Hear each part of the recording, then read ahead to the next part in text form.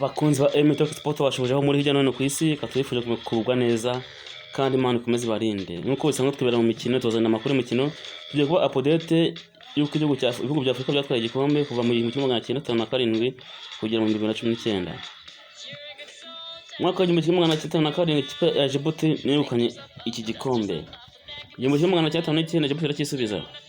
1962 Ethiopia iragitwara. 1963 Uganda iragitwara. 1965 igihugu cya Ghana cyarakishubije. 1938 ikipe y'igihugu ya Congo iragitwara. 1970 Sudan iragitwara. 1982 Congo iragitwara. 1984 ikipe ya Congo irakisubiza. 1986 Maroc iragitwara. 1988 ikipe y'igihugu ya Ghana iragitwara. 1988 Nigeria iragitwara. 1982 ikipe y'igihugu ya Ghana iragitwara. 1984 ikipe y'igihugu ya Cameroon yatwaye iki gikombe. 1986 ikipe y'igihugu ya Djibouti iragitwara. 1988 ikipe y'igihugu ya Cameroon yatwaye igikombe. 1990 ikipe y'igihugu ya Algeria yaragitwaye. 1992 ikipe y'igihugu ya Ivory Coast yatwaye igikombe. 1994 ikipe y'igihugu ya Nigeria niyo yatwaye igikombe. 1996 South Africa yaragitwaye. 1998 ikipe y'igihugu ya Djibouti iragitwaye. Mu mwaka wa 2000 ikipe y'igihugu ya Cameroon yatwaye igikombe. 2002 Cameroon yakisubiza. 2004 Tunisia yaragitwaye. 2006 Djibouti iragitwara. 2008 Djibouti irakisubiza. 2010 Djibouti iragitwara. 2012 Zambia yaragitwaye. 2013 Nigeria iragitwara. 2015 Ivory Coast iragitwara. 2017 Cameroon iragitwara.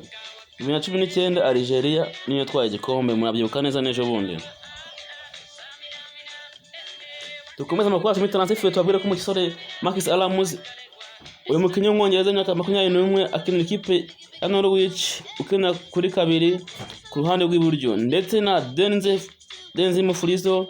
Ikinyamakuru kitubwira yuko ikipe ya Everton abasore cyangwa gukura nk'umusore w'umwanzi bikunze ikamukinisha.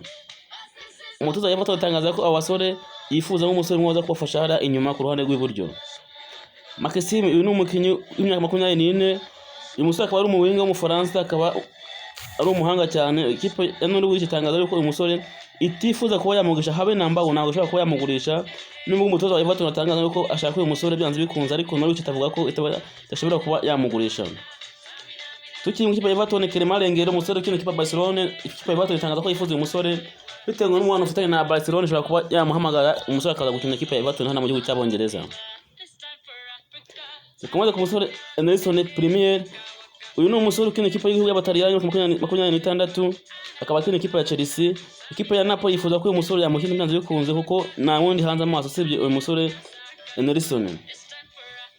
Marcel Clon umunya Cote d'Ivoire kandi akaba n'umukinnyi ukina inyuma kuri gatatu mu ikipe ya Olympique Lyon ku myaka 24. Ikipe ya Burnley ndetse na Leeds ikaba yifuza uyu musore. Burnley ikaba iteguye gutanga miliyoni 10 z'amapawundi kugira ngo uyu musore babashe kumusinyisha.